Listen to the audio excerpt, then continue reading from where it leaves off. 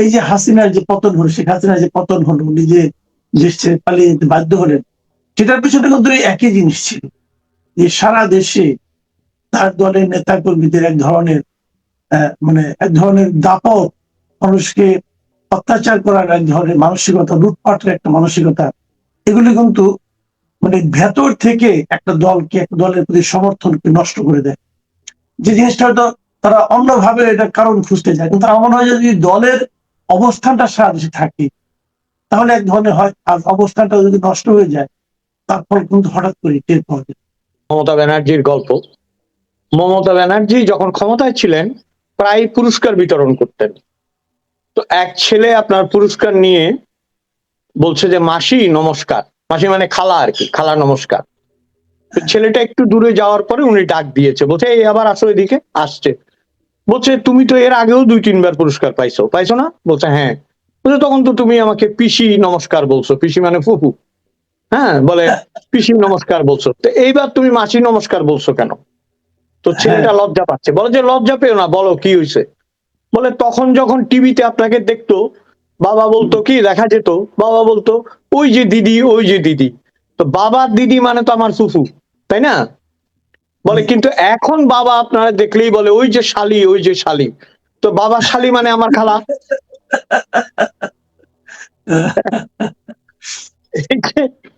এই যে আপনার মানে একটু সিরিয়াস কথায় আছে, এই ধরনের পরিবর্তন খুব শিগগিরই হয়ে যায় মানুষের মনে, এবং তারই হয়তো প্রতিফলন। তারপরও আমি একটু জানতে চাচ্ছি, আপনি কিভাবে দেখছেন জিনিসটা, কি আসলে? দেখেন, প্রথম কথা হচ্ছে মমতা ব্যানার্জি কিন্তু এবার প্রথমবার হারেনি। গতবারও মমতা ব্যানার্জি হেরে গেছিলেন। হ্যাঁ, এবং সেই হারটা কিন্তু লজ্জাজনক হার ছিল। এবং স্বাভাবিকভাবেই সংবিধানে কোনো বিধিনিষেধ নেই, যদি দলীয় প্রধান হেরে যায় তাকে অন্য একটা উপনির্বাচনে জিতিয়ে এনে চিফ মিনিস্টার করাটাতে অন্য কোনো আইনগত অসুবিধা নেই, সেইভাবে তিনি হয়েছিলেন। এখানে একটা ইতিহাসের একটা অধ্যায় আমরা আলোচনা করব ছোট্ট করে, সেটা হচ্ছে মিসেস ইন্দিরা গান্ধীও কিন্তু হেরে গিয়েছিলেন। ইন্দিরা গান্ধীও রায়বেরেলি তাদের নিজস্ব পারিবারিক সেন্টার থেকে হেরে গিয়েছিলেন। হেরে তিনি কিন্তু লন্ডন চলে গিয়েছিলেন, এবং তিনি লন্ডনে গিয়ে বলেছিলেন তিনি আর রাজনীতিতে থাকবেন না। খুব মনে কষ্ট পেয়েছিলেন উনি, এবং উনি বললেন যে আমি আর আসবো না, আমি এখানেই থাকবো। এবং ওনার খুব বেশি টাকা পয়সা সেই সময় ছিল বলে শোনা যায় না। উনি এক বান্ধবীর বাসায় থাকতেন এবং বললেন যে সারা জীবন আমি রাজনীতি করেছি, রাজনীতির উপর কথাবার্তা বলে এই সমস্ত বই টই লিখে আমার জীবন চলে যাবে। তখন আপনার কংগ্রেস প্রথম দিকে কিন্তু চেষ্টা করলো ইন্দিরা গান্ধীকে ছাড়াই সার্ভাইভ করতে পারে কিনা। দেখলো যে পারা যাচ্ছে না, কারণ দল ভাগ হয়ে যাচ্ছে, যেটা আমাদের এখানে আওয়ামী লীগ বা তৃণমূলের ক্ষেত্রেও হবে। তখন কি হলো, তখন তাকে নিয়ে আসা হলো, এবং নিয়ে এসে তাকে দক্ষিণ ভারতের চিকমাগালুর নামে এক অখ্যাত জায়গা থেকে অথবা অপরিচিত জায়গা থেকে তাকে নির্বাচিত করে আনা হলো, এবং তিনি পরের বার আবার প্রধানমন্ত্রী হলেন। পার্থক্যটা হচ্ছে ইন্দিরা গান্ধী ব্যক্তিত্ব এবং তেজ এবং তার যে পঠন পাঠন, লেখাপড়া এবং আধুনিকতা, সেটা আসলে মমতা ব্যানার্জির নেই। আপনি যেটা বললেন যে কঠিন প্রশ্ন আপনি করেছেন, কেন হেরেছে, উত্তর তো একটাই, সহজ উত্তর। মানুষ পাগল, পাগলামোকে মানুষ পছন্দ করে, বহু বিখ্যাত মানুষের পাগলামো মানুষ পছন্দ করে। এমন লেখক ছিলেন যারা জলে পা না ডুবিয়ে লিখতে পারতেন না, এমন মানুষ ছিলেন যারা কলম দিয়ে লিখতেন না, এমন মানুষ ছিলেন যারা উল্টো দিকে না হাঁটলে কবিতা বেরোতো না। এমনকি জীবনানন্দ দাশ বলেছেন নারী সঙ্গ না পেলে তার কবিতা বেরোয় না, মানে স্ত্রীর কথা বলেছেন। বহু রকমের পাগলামো আছে, কিন্তু মানুষ পাগল আর পাগলি দেখলে কিন্তু ভয় পায়, এইটা মনে রাখবেন। পাগলামো ভালোবাসে, কিন্তু পাগল পাগলিকে ভালোবাসে না। এই যে আমি বলি আপনাকে, উনি নিজের কবর নিজে খুঁড়েছেন। কিভাবে খুঁড়েছেন? উনার কি প্রয়োজন ছিল বলা যে হাওড়া ব্রিজ উনি করেছেন? হাওড়া ব্রিজ আজকের? আমাদের সিডনিতেও এরকম একটা ব্রিজ আছে যেটার তলায় কোনো স্তম্ভ বা কোনো কিছু নেই। আজকাল এইসব ব্রিজ আকছার হয়, কিন্তু ব্রিটিশ এটা বানিয়ে দিয়ে গেছে কত বছর আগে। কেন উনি এটা বলতে গেছেন? উনি কেন বাঙালি হিন্দুর আসল মানে কতগুলি স্পট আছে না যেখানে জায়গায় হাত দিতে নেই, সেই সব জায়গায় তিনি হাত দিয়েছেন। এবং দক্ষিণেশ্বরের মন্দির রানী রাসমণিকে উনি অস্বীকার করে বলছেন আমি প্রতিষ্ঠা করেছি। রানী রাসমণি তো শুধু ধর্ম নয়, বাংলা সাহিত্য সংস্কৃতির একটা অঙ্গ। এইটাও এই ভদ্রমহিলা ভুলে গেছেন। আরেকটা জিনিস হচ্ছে, ধরেন আপনি হয়তো খেয়াল করেছেন, উনাকে আমি কিন্তু ডাকি পেন্ডুলাম দিদি। পেন্ডুলাম এই কারণে উনি খালি নড়ে, এই দিক থেকে এদিক যায়, এই দিক থেকে এই দিক যায়, ঘড়ির কাঁটার মতো। উনি খাড়ায় না, কিন্তু উনি দাঁড়ায়ই না। আপনার স্টেজে কোনোদিন ওনাকে আমি দাঁড়াতে দেখি নাই। উনি দাঁড়িয়েও বক্তৃতা দেয় না, বসেও বক্তৃতা দেয় না। এই যে পেন্ডুলামের মতো উনি দুলতে দুলতে এদিক ওদিক যেত, এটা কিন্তু মনস্তাত্ত্বিক মতে hyper. This people are the hyper people. যাদের হাইপার টেনশন আছে, যারা হাইপার মানুষ, তাদেরকে উন্নত দেশে চিকিৎসা করা হয়, মানুষের চিকিৎসা দেওয়া হয়। উনি দেখেন 15 বছর পশ্চিমবঙ্গের মতো একটা দেশ, রাজ্যকে শাসন করা, এটা কম কথা নয়। আমাদের তো এটা মনে রাখতে হবে, এখানে রবীন্দ্রনাথ, এখানে বিদ্যাসাগর, এখানে রাজা রামমোহন রায়, কবি কাজী নজরুল ইসলাম, বেগম রোকেয়া, সবাই এখানে ছিলেন এক সময়। এদের পদভারে প্রকম্পিত হয়েছে পশ্চিম বাংলা। এমনকি আপনার এর আগে যে 34 বছর বাম শাসন করেছেন, তারা কিন্তু পরিমিত মানুষ ছিলেন, তারা কথা কম বলতেন, তাদের আদর্শ উদ্দেশ্য অনেক ভেজাল থাকতে পারে, ভুল থাকতে পারে, কিন্তু তারা অন্যরকম ব্যক্তিত্ববান মানুষ ছিলেন। কবি সুকান্তের ভাইপো বুদ্ধদেব ভট্টাচার্য শেষ বাম মুখ্যমন্ত্রী ছিলেন, ওই রকম মানুষ তো হবে না। কিন্তু আমি তুলনা করছি না, কিন্তু মমতা ব্যানার্জি এই ইমেজ গুলোকে ভেঙে নিজের একটা অন্য ধরনের ইমেজ তৈরি করেছিলেন, যেটা অত্যন্ত ভঙ্গুর। আপনি নিশ্চয়ই জানেন, চাণক্য আমাদের উপমহাদেশের একজন বিখ্যাত দার্শনিক, তিনি বলেছিলেন যে ক্ষমতা, আগুন এবং নারী, নারী বলতে পরনারী বা এই জাতীয় কিছু, এগুলো থেকে খুব বেশি সময় এগুলোর কাছাকাছি থাকতে হয় না। এই যে থাকতে গেছেন, এইটার ফলাফল হিসেবে আজকে নিশ্চিহ্ন হয়ে যাওয়ার পথে। আমি তো ভাবতেও পারিনি যে 200-র অধিক সিটে বিজেপি জিতবে। এখানে আমি একটা গুরুত্বপূর্ণ কথা বলতে চাই, সেটি হচ্ছে উনি তো গেছেন অসাম্প্রদায়িকতার কফিনে উনি পেরেক ঠুকে গেছেন কিনা সেইটা আগামী দিনে বোঝা যাবে। আমি একটু কথাটা দীর্ঘায়িত করি এইভাবে, আমাদের দেশে এটা ঘটেছে আওয়ামী লীগের আমলে। সংখ্যালঘুদের তোষণ করারও প্রয়োজন নাই, সংখ্যালঘুদের নিষ্পেষণ করারও প্রয়োজন নাই। তাদেরকে আপনি সাথে রাখবেন, শক্তি দেবেন, তারা আপনার আপদে বিপদে দাঁড়াবে, তারা তাদের মতো করে বাঁচবে। এইটা যে রাজ্যে যে দেশে হবে না, সেই দেশে বিপর্যয় ঘটবেই। এবং মমতা ব্যানার্জি তাই করেছেন ভোটের জন্য, তাদেরকে সাথে না রাখার পরিবর্তে অন্যভাবে ব্যবহার করতে চেয়েছেন। তো সে ব্যবহার যদি সত্য হয়, কালকে বিজেপি জয়ের পরে আমি পশ্চিমবঙ্গের মুসলিম সম্প্রদায়ের উল্লাসও দেখেছি। সুতরাং এখানে সমীকরণটা বড় জটিল মনে হয় আমার। জি, আমি এখন একটু আমাদের প্রসঙ্গে আসি। সেটা হলো যে এই যে পশ্চিমবঙ্গে মনে করেন বিজেপি আসলো, এখন আমাদের চারদিকে, আমাদের সীমান্তের যে চারদিক যেটা আছে, আমরা যদি আসামের কথা ধরি, ত্রিপুরার কথা ধরি, আমাদের চারদিকে যে ভারতের যে সীমান্ত গুলো আছে, সব জায়গায় আমরা দেখছি যে এখন বিজেপি শাসিত আপনার সরকার এসেছে। তো এই মানে চারদিকে বিজেপি থাকার ব্যাপারটা আমাদের জন্য কি অস্বস্তি বাড়িয়ে দিবে নাকি স্বস্তি নিয়ে আসবে? স্বস্তি তো কোনোভাবেই আনতে পারে না। ধরেন যে এটা একটা ধর্মীয় আদর্শ ভিত্তিক রাজনৈতিক দল, আমাদের দেশেও অনেক ধর্মীয় আদর্শ ভিত্তিক রাজনৈতিক দল এবং ধর্মকে পুঁজি করে যারা রাজনীতি করছে সেরকম দলের অভাব নেই, এবং তারা চেষ্টা করছে বাংলাদেশের প্রেক্ষাপট বদলানোর জন্য, বাংলাদেশের ইতিহাস বদলানোর জন্য। কারণ আমরা কি চাই? আমরা একটা অসাম্প্রদায়িক বাংলাদেশ চাই, আমরা একটা গণতান্ত্রিক বাংলাদেশ চাই, আমরা একটা সবার জন্য সুন্দর সুষ্ঠু একটা বাংলাদেশ চাই। এটা যদি চাই, তাহলে আমার ঘাড়ের কাছে যদি মৌলবাদ নিঃশ্বাস ফেলে, তাহলে তো সেটা সম্ভব হবে না, তাই না? কারণ আমরা তো পাশাপাশি থাকি, লাগোয়া থাকি। আমাদের একটা বটবৃক্ষ, তার এই পাশে পেট্রাপোল, ওই পাশে বেনাপোল, নামটা পার্থক্য, শুধু একই জিনিস। তো এখন বিষয় হচ্ছে, ধরেন আমাদের যেটা দেখতে হবে এবং যেটা আমাদের, আমি মনে করি আমাদের রাজনীতির পক্ষে যেটা অবশ্য করণীয় হবে, আমাদের এখানেও যেন মৌলবাদের উত্থান না হয়, এবং মৌলবাদ যেন মৌলবাদের সাথে আঁতাত করে আমাদের এখানে ক্ষমতায় আসার স্বপ্ন না দেখে।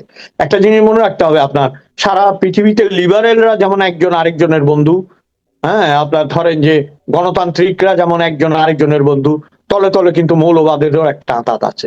কারণ তাদের তো ধরেন একটা ইস্যু প্রয়োজন আছে। সেই, আমি বলছি না যে বিজেপি কালকে থেকে এই ইস্যু তৈরি করবে পশ্চিমবঙ্গে, কিন্তু আপনি যেটা বললেন যে ত্রিপুরা, আসাম, পশ্চিমবঙ্গ মিলে যে বলয়টা তৈরি হয়েছে, সম্ভবত উড়িষ্যাতেও যে বলয়টা তৈরি হয়েছে, সেই বলয়, এখন ভারতের রাজনীতির একটা সুবিধা হচ্ছে, এটা একটা ডেমোক্রেটিক কান্ট্রি, মানে অন্তত কাগজে কলমে, এবং সেখানে ডেমোক্রেটিক্যালি ভোট দেওয়া যায়, ভোটের রেজাল্ট পাওয়া যায়। এই কারণে তাদের মধ্যে হয়তো আপনার ধরেন হিংসার প্রবণতা থাকলেও সেটা সচরাচর হয়তো বের করতে পারে না। কিন্তু বিজেপি শাসিত অন্য রাজ্যগুলোর দিকে যদি আমরা তাকাই, সেখানে তাদের যে হার্ড অ্যান্ড ফাস্ট রুল বা যে ধর্মীয় রুলগুলি, সেগুলো যদি পশ্চিমবঙ্গে তারা লাগু বা চালু করতে চায়, তাহলে সেটার প্রভাব তো বাংলাদেশে পড়বে। বাংলাদেশের লোকরা তখন বলবে যে আমরাও তাহলে এটা করব। কথার কথা ধরেন, উদাহরণস্বরূপ যদি বলে যে না কালকে থেকে আর গরু জবাই করতে পারবে না, তো বাংলাদেশে যদি বলে যে না তোমরাও আর কালকে থেকে ছাগল জবাই করতে পারবে না, তাহলে ব্যাপারটা কেমন হয়ে গেল না? এই জাতীয় ছোটখাটো ইস্যুগুলো এখন যদি তৈরি হতে থাকে, সেটা আমাদের উন্নয়নকে ব্যাহত করবে, আমাদের ধরেন স্থিতিশীলতাকে ব্যাহত করবে। অন্যদিকে পশ্চিমবঙ্গের আমি যেটা ইন্টারেস্টিং মনে করি, আমি যেটা অপেক্ষা করব, এবং আমরা সবাই অপেক্ষা করব, আপনি অপেক্ষা করবেন, যে আবারও বলছি সত্যজিৎ, ঋত্বিক, উত্তম কুমার কিংবা অপর্ণা সেন, বা আপনি ধরেন যে এই যে কি বলে আবুল বাসার থেকে শুরু করে যে সমস্ত লেখকদের আমরা জানি, সৈয়দ মুস্তফা সিরাজ, মুস্তফা আলী, এদের জায়গা হচ্ছে পশ্চিমবঙ্গ। পশ্চিমবঙ্গ তো কেবল একটি সম্প্রদায়ের জায়গা নয়, একটি বিশেষ সম্প্রদায়ের নয়, একে পুষ্ট করেছে বিভিন্ন ধর্মের মানুষ। তো আশা করি পশ্চিমবঙ্গের মানুষ মমতায় ভোট দিয়েছে, আসলে বিজেপির জন্য ভোট দিয়েছে এটা এখনো আমি ভাবতে চাচ্ছি না। আমিও দুইজনের সাথে কথা বলেছি। আমার কাছে যে জিনিসটা মনে হয়েছে, এই জিনিসটা হলো এখান থেকে মনে হয় আমাদের অনেক শিক্ষা নেওয়া দরকার। আমার কাছে মনে হয়েছে যে এই তৃণমূলের দেশব্যাপী তাদের যে কর্মী আছে, নেতা আছেন, তারা তাদের কারণে, তাদের কর্মকাণ্ডে, তাদের আচার আচরণের কারণে সাধারণ মানুষের মধ্যে এক ধরনের বিরক্তি কাজ করেছিল। এটা আমি যতটুকু বুঝেছি। এবং আমি আমাদের দেশেও দেখেছি, এই যে হাসিনার যে পতন হলো, শেখ হাসিনার যে পতন হলো, নিজে দেশ ছেড়ে পালিয়ে যেতে বাধ্য হলেন, সেটার পিছনে কিন্তু এই একই জিনিস ছিল, যে সারা দেশে তার দলের নেতা কর্মীদের এক ধরনের মানে এক ধরনের দাপট, মানুষকে অত্যাচার করার এক ধরনের মানসিকতা, লুটপাটের একটা মানসিকতা, এগুলি কিন্তু মানে ভেতর থেকে একটা দলকে, একটা দলের প্রতি সমর্থনকে নষ্ট করে দেয়। যে জিনিসটা হয়তো তারা অন্যভাবে এটা কারণ খুঁজতে যায়, কিন্তু আমার মনে হয় যদি দলের অবস্থানটা সারা দেশে থাকে, তাহলে এক ধরনের হয়, আর অবস্থানটা যদি নষ্ট হয়ে যায়, তারপর কিন্তু হঠাৎ করে টের পাওয়া যায়। এটা তো ধরেন এটা বামপন্থীদের বেলায় হয়েছিল। আমি তো আগেই বলেছি আপনাকে, তাদের নেতৃত্ব তো ধরেন এখন পর্যন্ত অনেক নেতা পাওয়া গেছে, এইবার যিনি সামনে ছিলেন বিমান বসু, এদের কোনো টাকা পয়সাই নেই, একটা ছোট্ট ফ্ল্যাটে থাকে, এবং বুদ্ধদেব ভট্টাচার্য স্ত্রীর ফ্ল্যাটে থাকতেন। এরা নিবেদিত প্রাণ মানুষ, কিন্তু তাদেরও ডুবিয়েছে তাদের কর্মীরা। আর তৃণমূলের যেটা হয়েছে, ধরেন তৃণমূলের যেটা হয়েছে, এটা আমি দেখলাম যে উভয় বাংলায়, আপনি যেটা বললেন আমাদের বাংলাদেশ বা ওই বাংলায়, আসলে একই রকমের মানুষ, তো শুধু ধর্মটাই পার্থক্য, একই ধরনের টেন্ডেন্সি আপনার, মানে এই যে ক্যাডার ভিত্তিক পলিটিক্স তৈরি করা, তারপর ওই ক্যাডার গুলো থেকে গডফাদার তৈরি হওয়া, তারপর সেই গডফাদার গুলি থেকে লুটপাট তৈরি হওয়া, লুটপাট থেকে আস্তে আস্তে মব তৈরি হওয়া, এগুলি আমাদের একটা নিয়তির মতো আপনার। আপনি দেখেন যে পশ্চিমবঙ্গে যেটা বললেন, যে হাতে গোনা 2-3 জন বাদ দিলে তৃণমূলের কোন নেতা নেত্রী আসলে মানুষের হৃদয়ে জায়গা করতে পারেনি।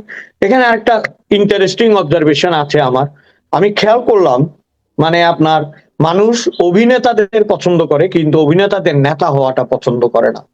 যত আমাদের দেশে আওয়ামী লীগে আপনার দলে দলে নায়ক নায়িকা সবাই জয়েন করে ফেললো ঠিক পরাজয়ের আগে, খেয়াল করছেন নিশ্চয়ই, বুঝছেন? এবং এই পশ্চিমবঙ্গে দেখলাম, আমি অবাক হয়ে যেতাম, পরমব্রতও দেখি জয়েন করে ফেলছে, ইমন চক্রবর্তীও দেখি জয়েন করে ফেলছে, মানে যতজনকে চিনি জানি সবাই দেখি জয়েন করে ফেলছে, এবং এক সময় মেরুদণ্ডহীন হয়ে তারা লুটিয়ে পড়লো। কি লাভ হলো? সবাই কিন্তু হেরে গেছে। এবং আমার কেন জানি মনে হয় জানেন, মানুষ এটাকে সার্কাস মনে করে, যে তুমি পারছো না, তুমি কতগুলো শোবিজ এনে আমাদের সামনে হাজির করছো। শোবিজের মানুষ এখন ধরেন, এখন আপনি পাল্টা বলতে পারেন যে গতকালকে আপনার তামিলনাড়ু নির্বাচনে তাহলে বিজয় কি যেন থালাপতি বিজয়, সে কেন জয়লাভ করলো? হ্যাঁ, সে জয়লাভ করলো কারণ তামিলনাড়ুর ভূমিকা তো আরেক রকম। ওটা রামচন্দ্রন দিয়ে শুরু হয়েছিল, জি রামচন্দ্রন। হ্যাঁ, জি রামচন্দ্রন নায়ক হয়ে তারপরে শেষে মুখ্যমন্ত্রী হয়ে অনেক উপকার করেছে তামিলনাড়ুর। আর তামিলনাড়ু হচ্ছে সেক্টেরিয়ান পলিটিক্স, ওখানে বিজেপি কংগ্রেস এগুলি না, ওদের ওই দাবির মুনেত্রা কাজাগাম ডিএমকে হইতে হবে, ওই ডিএমকে মিএমকে না হলে ওখানে আপনি ঢুকতে পারবেন না। ওই পলিটিক্সের সাথে কিন্তু বাংলার রাজনীতি মিলে না। এবং আপনি যেটা বললেন যে উভয় বাংলায় যে মানুষগুলো বাঙালিদের স্মরণীয়, বাঙালিদের বরণীয়, তাদের সাথে কি আসলে আপনার কি বলে এটাকে তৃণমূলের রাজনীতি যেতে পেরেছে? তাই তৃণমূলের মানুষগুলো যেতে পেরেছে।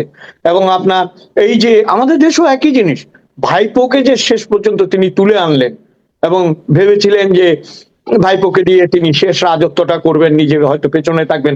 কালকে একদিনও হয় নাই ভাইপোকে মানুষ চোর চোর বলে তাড়া করেছে।